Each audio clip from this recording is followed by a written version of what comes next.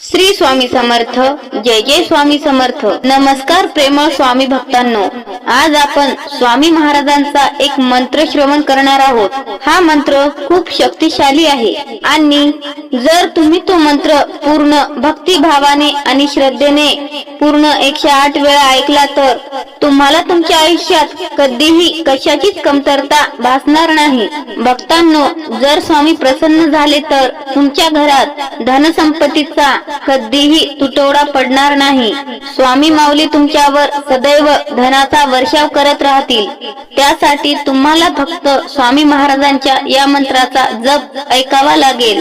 तुम्ही स्वामी महाराजांकडे जे काही मागितले आहे ते तुम्हाला नक्कीच मिळेल. फक्त हा मंत्र पूर्ण खऱ्या मनाने 108 वेळा ऐका, मग तुम्हाला लवकरच चमत्कार दिसू लागेल. या मंत्राच्या चमत्काराने तुम्ही खूप श्रीमंत व्हाल. हा शक्तिशाली मंत्र तुम्ही 108 वेळा ऐकल्याने तुमच्यासाठी संपत्तीचे दरवाजे उघडले जातील.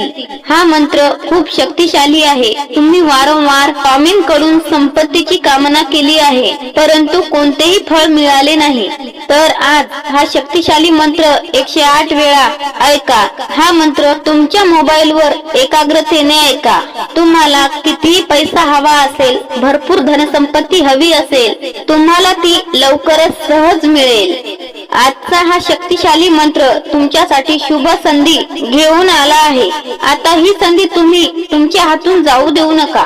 आज रात्री तुमच्या घरात लपलेली गुप्त संपत्ती तुम्हाला दिसू लागेल. आज तुमचे नशीब चमकू लागेल आणि तुमची गरिबी लवकरच दूर होऊ लागेल. असा हा चमत्कारिक व शक्तिशाली मंत्र आम्ही तुमच्यासाठी घेऊन आलो आहोत. या मंत्रामध्ये स्वामी महाराज वास करतात. फक्त या मंत्रामध्ये धनसंपत्ती मिळवण्याची ताकद नाही, तर तुमची आरोग्य देखभाल करणारा हा मंत्र आहे. असे म्हणतात ना की प्रत्येक भक्त हा स्वामींकडे धनसंपत्ती पैसा मागतो, परंतु भक्तांनो, स्वामी माऊलींनी ज्यांना ज्यांना धनसंपत्ती दिली आहे आणि स्वामींनी त्यांना भरपूर धनसंपत्ती दिलीही आहे, परंतु भक्तांनो, ती उपभोगण्यासाठी आपले जीवन निरोगी असायला हवे. भक्तांनो, असे मुळीच होऊ नये की स्वामी माऊलींनी तुम्हाला खूप सारी धनसंपत्ती दिली आहे, परंतु तिचा उपभोग तुम्हाला घेता आला नाही. उदाहरणार्थ, झोपायला मलमल गादी आहे, परंतु झोप येत नाही. चिंता, मानसिक त्रास हा वाढतच चालला आहे. म्हणून भक्तांनो, धनसंपत्ती बरोबरच आपल्याला आपले आरोग्यही चांगले राहावे, आपले जीवन निरोगी राहावे, यासाठीच आम्ही आज हा स्वामी माऊलींचा हा चमत्कारिक मंत्र घेऊन आलो आहोत. असे कितीतरी लोक आहेत की ज्यांच्याकडे खूप सारी धनसंपत्ती आहे, परंतु त्यांचे जीवन कोणत्या न कोणत्या रोगाने ग्रासले गेलेले आहे. तर भक्तांनो, आपली खरी धनसंपत्ती तर आपले निरोगी जीवन आहे. स्वामी माऊली आपल्याला भरपूर धनसंपत्ती देवो, त्याचबरोबर तुमचे जीवन निरोगी हो, अशी प्रार्थना स्वामी माऊलींच्या चरणी करून आजच्या या चमत्कारिक मंत्राला सुरुवात करते. चला तर जास्त वेळ न लावता स्वामी माऊलींच्या या मंत्राला सुरुवात करूया.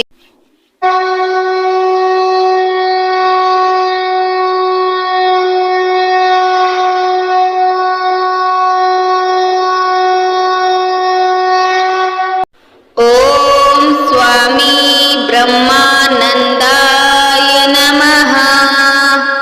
ओम स्वामी ब्रह्मानंदाय नमः. ओम स्वामी ब्रह्मानंदाय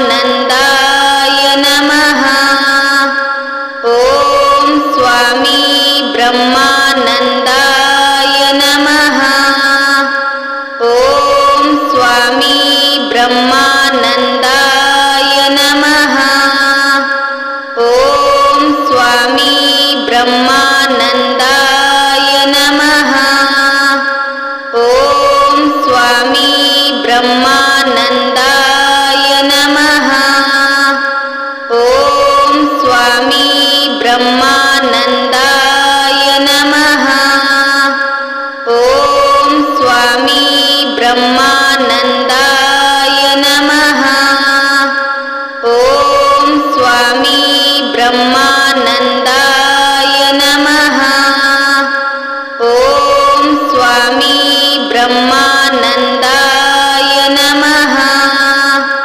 ॐ स्वामी ब्रह्मानन्दाय नमः। ॐ स्वामी ब्रह्मानन्दाय नमः।